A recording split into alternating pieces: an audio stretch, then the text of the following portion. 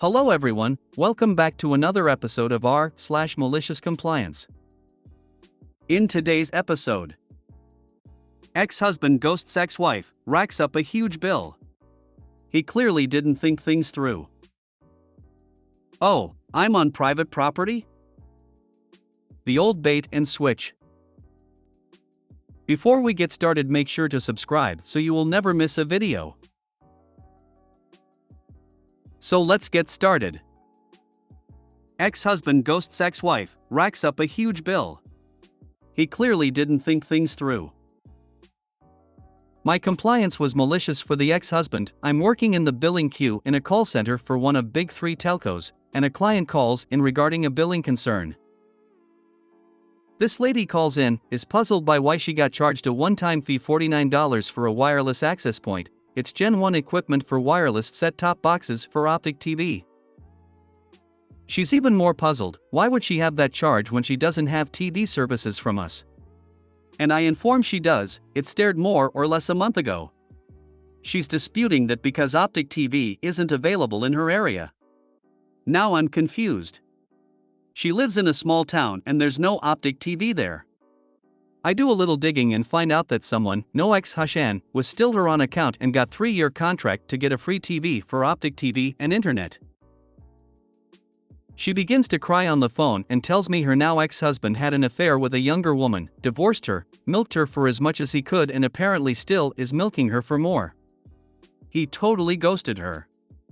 Moved to Alberta, changed his email, phone number, blocked her on all social media, etc. In my mind I'm like, what a dumb.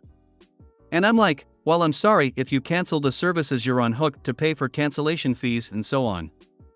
I can tell her though, I can remove his access to your account and you can also add on a password, downgrade the internet and TV to the bare essentials, and I can attempt to redirect the TV gift from his address to hers, but there's no guarantee as it's been processed already. I can hear the light going off in her head. Wait, what? You have where he's living it now? Why, yes. He's got TV and internet services, so there's a service address.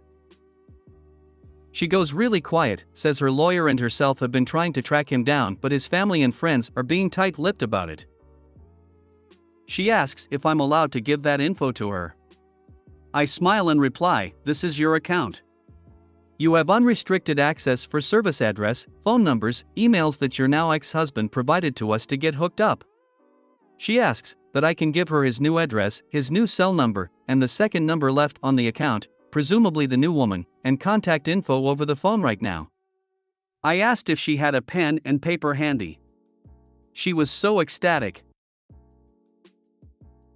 And after giving her all the details from her account regarding the second service address, downgrade everything, and he was a hockey fan and there was a game playing right now with his team, so I wish I could have been a fly on the wall when the game cuts out and he calls in to ask WTF and discovers he's been removed, and there's an account pin and he's been discovered by his ex-wife and lawyer.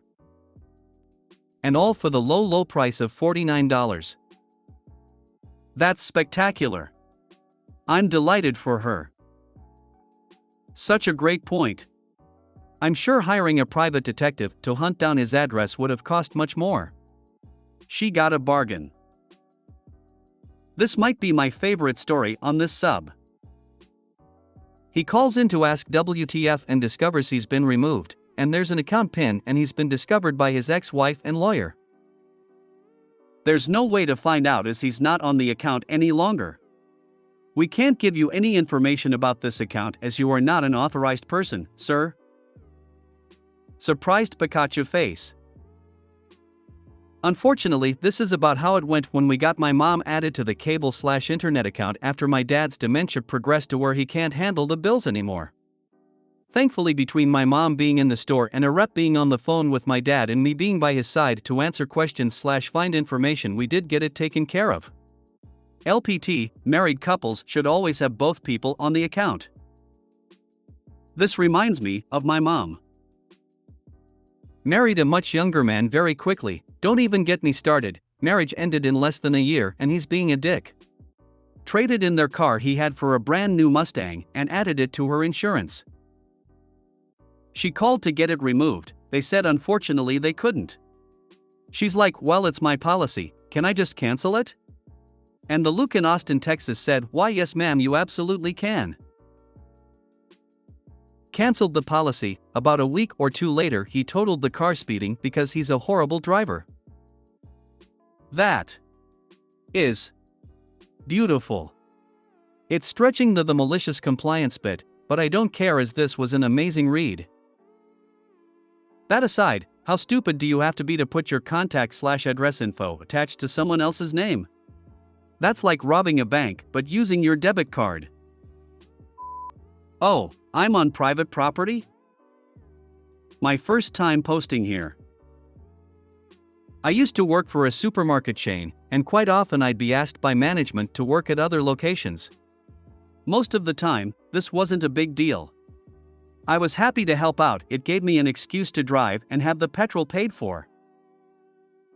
However, one day I was asked to work at a location very far away at a very early hour of the morning. I initially refused on the grounds that I would have to wake up at around 2 a.m. in order to have a shower, breakfast, and drive to be on site for 5 a.m. After some arm bending from management, I finally relented and begrudgingly agreed I would do it. Due to the drive not taking nearly as long as I initially expected, I arrived on location at about 4:30 a.m. I waited in my car with the music playing. At 4:50 a.m. I get a loud knock on the car window, nearly making me jump out of my skin. It was the manager for that store, who, never seeing me before, did not know who I was. The conversation went as follows. Manager, you need to leave. This is private property. Me, oh, bu dash. Manager, interrupting, I don't care. Go. Now. Me, quickly realizing I can play this to my advantage. Oh, I'm sorry, sir. I don't want any problems. Of course, I'll go, right away. Sorry.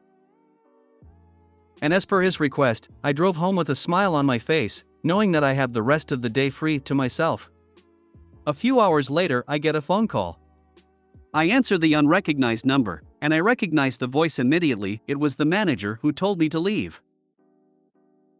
Manager, hello. I'm looking for my name. Me, hi, yeah, that's me. Manager, this is manager name, calling from location. I was expecting you to work with me today. You should have been here for 5 a.m. Me, trying to sound casual, yeah, I was there waiting in my car. You told me to leave, remember? Manager.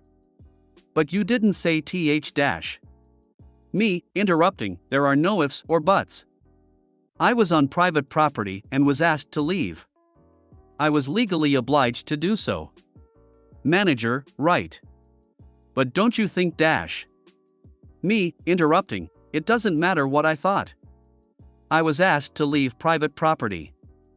I'm not going to break the law and risk getting in trouble with the police.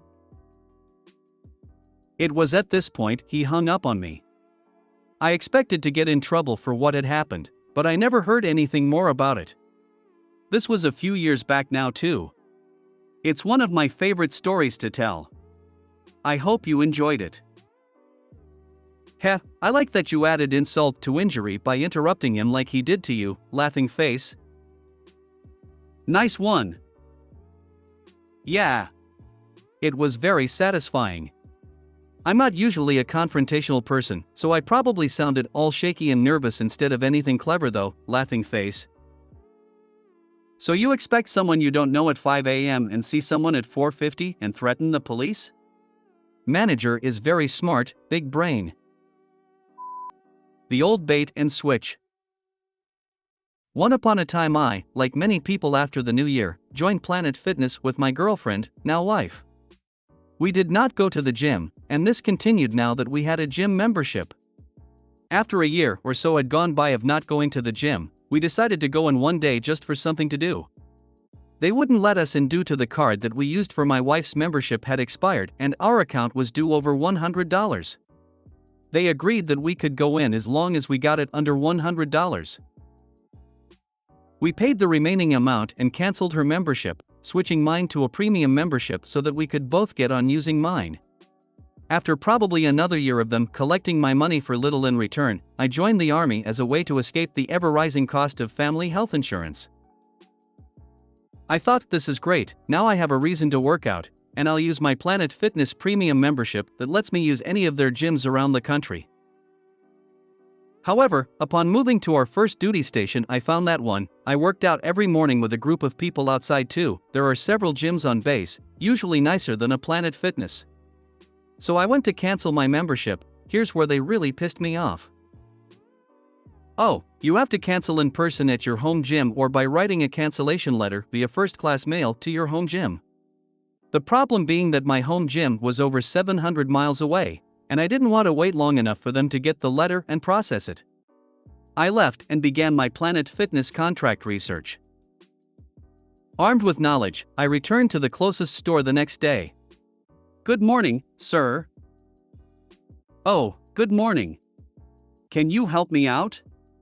I don't necessarily want to pay for the black membership anymore, but my home gym is in Ohio. Can I change my home gym to this location?" "Of course, sir. I'd be happy to assist you." Once all the exchanging of information had been completed, I dropped the bomb. "Is there anything else I can help you with?" "Yes, actually. Since this is my home gym now, I'd like to go ahead and cancel my membership." Her jaw actually dropped. She called a manager to give the overrides or whatever he needed to do. He got the whole story, looked at me and said that I would have to wait 24 hours, since I just changed my home gym. I obliged his request and came back the next day. I'm happy to say that it's been almost 5 years since my last gym membership. Did the same thing? Only way to get out without jumping through too many hoops. They had the "this isn't your home store" script at the ready. They really make a whole business model around shaming people to not want to come in too much, but making it inconvenient enough to cancel that people just keep paying. Good job, man. I'll warrant this came up in the very next board meeting and they immediately actioned a way to close the loophole you found. They seemed genuinely shocked. It was glorious. It was probably a young Sheldon moment where I remember them being way more impressed than they really were. I joined the army as a way to escape the ever-rising cost of family health insurance. This is the most American statement I have ever read. Try canceling a membership for a person who was injured and became a quadriplegic then died 3 months later. That was a fun discussion, not? If you made it to the end of the video, thanks for watching.